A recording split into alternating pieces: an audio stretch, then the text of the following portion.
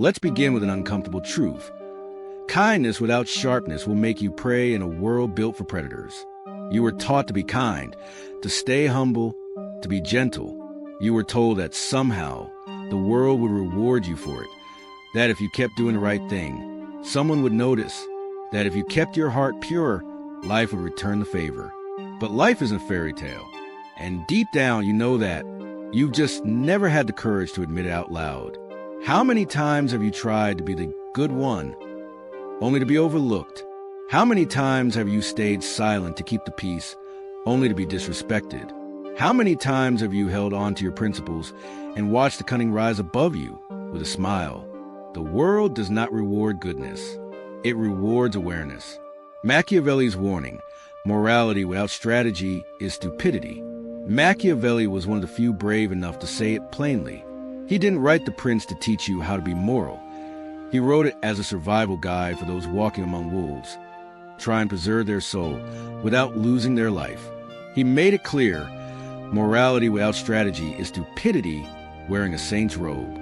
Kindness, when unprotected, becomes a leash, a collar others can use to lead you anywhere they want. You are not wrong for being kind. You're wrong for believing that kindness alone earns you respect. Because in the eyes of the world, goodness without boundaries is nothing but an open invitation for exploitation. The people you admire didn't get there by being nice.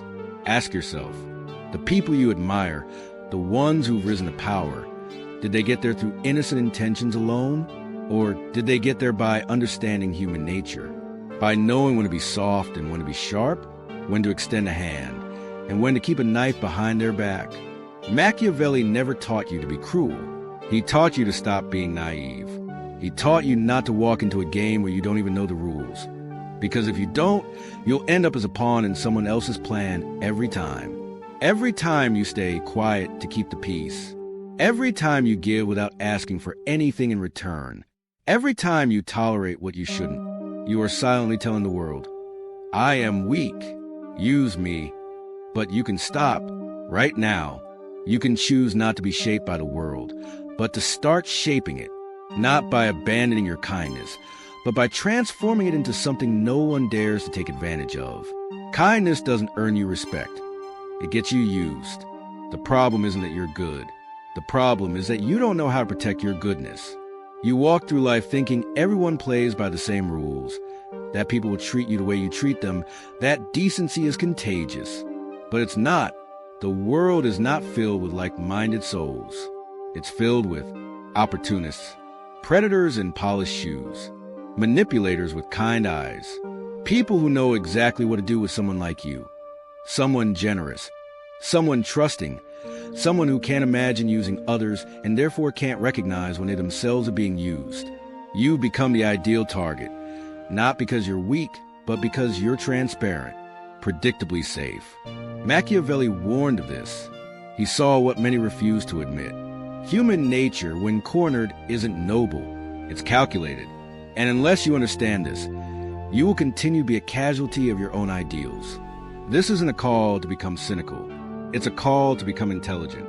You don't need to betray your principles, but you do need to stop presenting them on a silver platter for others to exploit. You need to learn how to read people, sense their motives before they're spoken, recognize a smile that hides a knife, understand that being loved is not the same as being respected. Machiavelli once wrote, "It is better to be feared than loved if you cannot be both." And you probably chose to be loved, to be accepted, to seem harmless. But let's be honest, what has that really earned you? Has it brought you admiration? Has it built your power? Has it made others think twice before crossing you? Or has it only taught you, again and again, that people will take what you give and disappear when you need it returned? Kindness, when it's not backed by presence, strength, and boundaries, doesn't inspire loyalty. It inspires entitlement. People don't respect what's always available, what's easy to get, what never says no. And when they don't respect you, they don't listen to you. They don't consider you. They don't protect you. They simply use you, not because they're monsters, but because you never taught them otherwise. So if you've been wondering why your good heart keeps getting broken, why your silence leads to disrespect, Why your giving never seems to come back full circle is because you've mistaken kindness for a strategy. But it's not a strategy, not until you give it spine, not until you combine it with awareness, discernment, and power. Machiavelli didn't say you have to stop being good. He said, you have to stop being blind. The cost of craving love, why good men disappear. You didn't just want people to like you, you were starving for it. Not love in its purest sense, but acceptance, approval, that quiet nod from the world that says, you're good, you belong. You learn to survive by pleasing, shrinking, smoothing every edge of your personality just to avoid rejection. And over time, that survival strategy became your identity. You became the peacemaker, the agreeable one, the man who kept his thoughts polite, his voice low, and his presence predictable. You told yourself that made you kind, but in reality, it made you invisible. Because here's the brutal truth Machiavelli would whisper in your ear. The world is not ruled by the lovable. It is ruled by the unreadable. When you crave to be liked, you become soft in places that require steel. You compromise when you should hold your ground. Give second chances when silence would have spoken louder. And slowly, the world stops seeing you as a man to remember. It sees you as a man to use. Machiavelli wrote, "It is much safer to be feared than loved, if one must choose." And it wasn't called a cruelty. It was a recognition of human nature. People follow those they can't fully predict, not those who give away their essence for free. When you lead with your need to be liked, you telegraph weakness. Let people know exactly what buttons to press. Let them believe your kindness is endless, that they can disrespect you without consequence, because your approval-seeking heart will always come back for more. But approval is a prison, one built with compliments and locked with self-doubt. And the more you chase it, the further you drift from the man you were meant to become. Because here's what no one tells you. Being liked is cheap. It costs nothing. But being respected? That's earned. It requires boundaries, a backbone, the willingness to walk away from any room that demands your silence as payment for love. So look at your life. Look at the places where you've given too much, you've stayed too long, you've tolerated too quietly, and ask yourself, was it kindness or was it fear?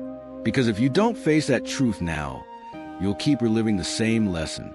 You'll keep smiling through disrespect, apologizing for your needs, hoping that one day someone will see your worth without you having to roar.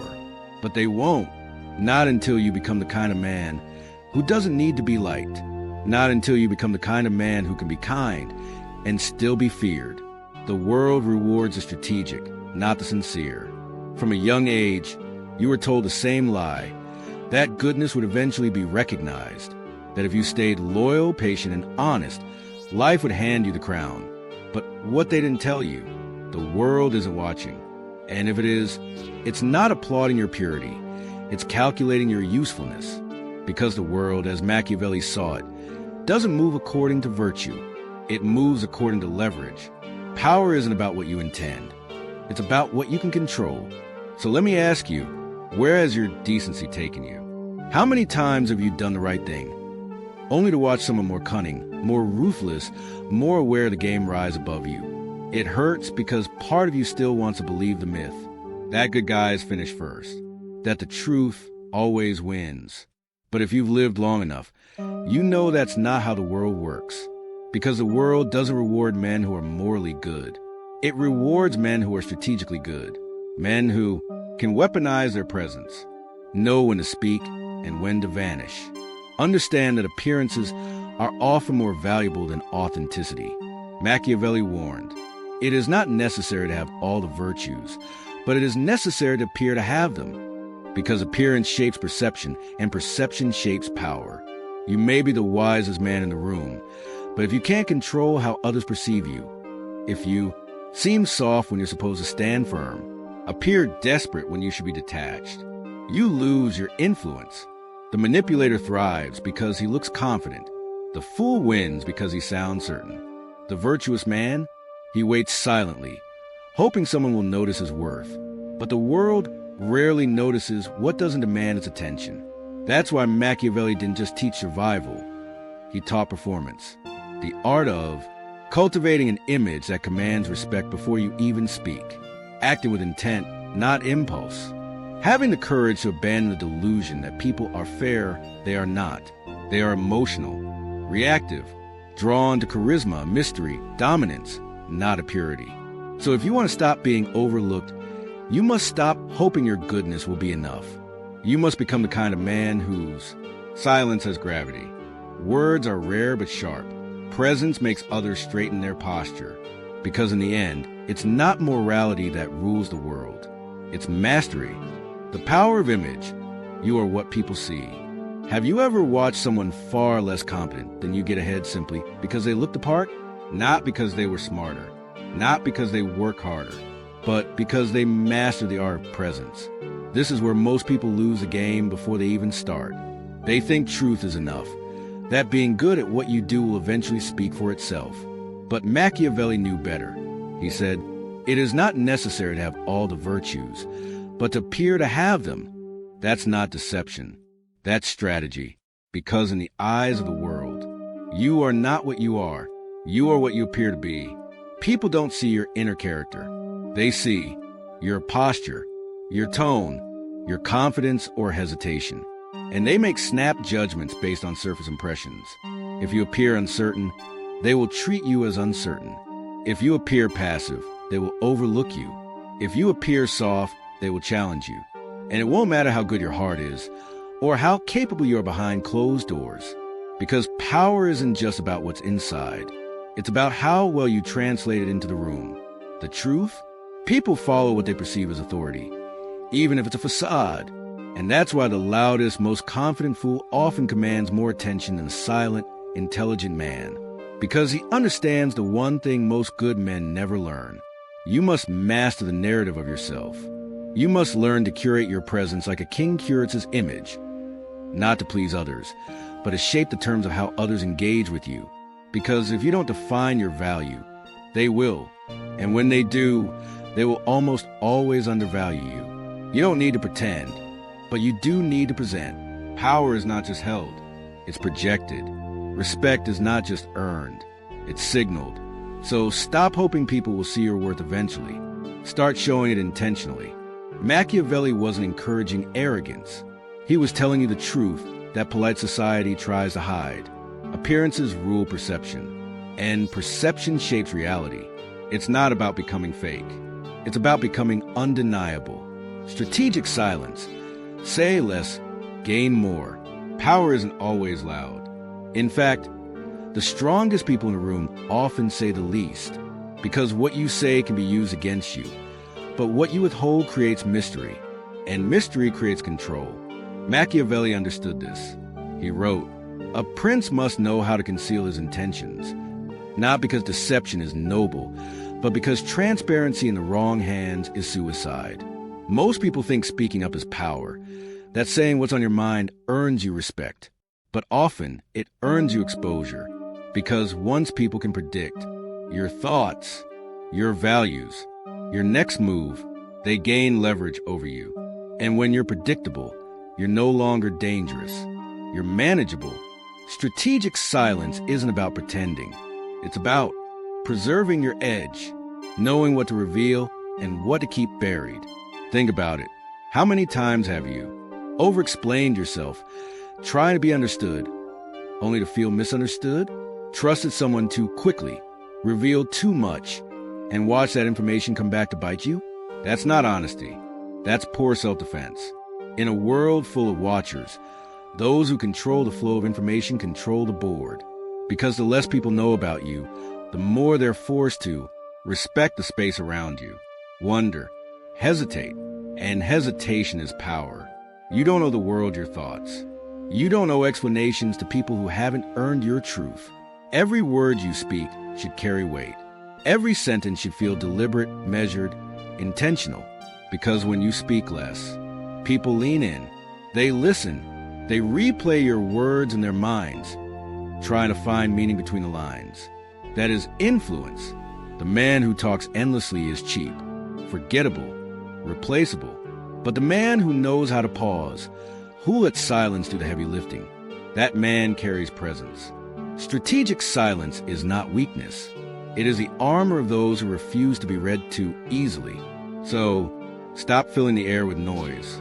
Stop giving people the full map of who you are. Leave gaps. Let them wonder. Let them guess. Because when no one knows exactly what you think, no one can control you. And that is the kind of power no one dares to challenge. Unpredictability, the most feared weapon of all. If people can predict you, they can control you. It's that simple. Machiavelli didn't just study power. He studied fear. And he discovered something history proves time and again. Predictable men are expendable. The unpredictable are dangerous. When others know exactly how you'll react, they plan around you. They manipulate your emotions. They trap you using your own patterns. You become a puppet pulled by invisible strings, not because they're smarter, but because you've made yourself easy to read. Think of all the times you've responded the same way to pressure, folded to rejection, backed down from conflict. Now think how easily others exploited that consistency. They could count on you to be safe, soft, scared. But here's the shift. The moment you become unpredictable, the power dynamic flips. They don't know if you'll stay or walk away, forgive or disappear, respond with calm or cold indifference. That uncertainty creates psychological tension, and tension creates respect. Machiavelli's lesson wasn't to become chaotic, but to become untouchable. Unpredictability isn't randomness. It's calculated mystery. It's keeping just enough of yourself hidden that no one ever truly knows where you stand. When they can't predict you, they can't prepare for you. They hesitate, they second guess, and he who makes others hesitate commands the game. Practical ways to cultivate unpredictability. 1. Break your patterns.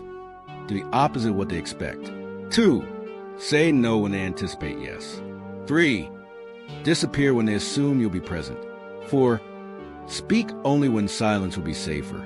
Remember, power doesn't go to the cruelest. It goes to the most unreadable.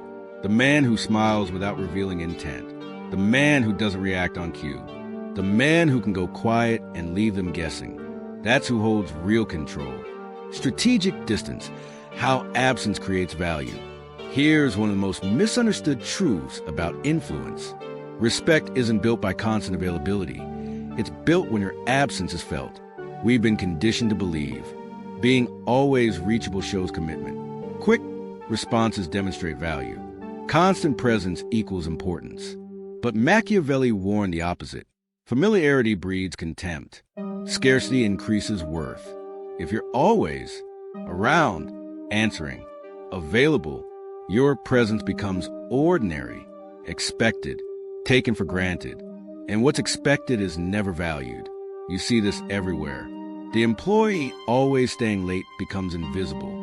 The partner always forgiving gets taken for granted. The friend always available gets last-minute invites. Machiavelli taught that leaders must never become too familiar, not to act superior, but because the more people see you, the more they believe they figured you out. And once they think they've got you pegged, they stop respecting your boundaries. But when you strategically withdraw, your silence gets noticed. Your absence creates space.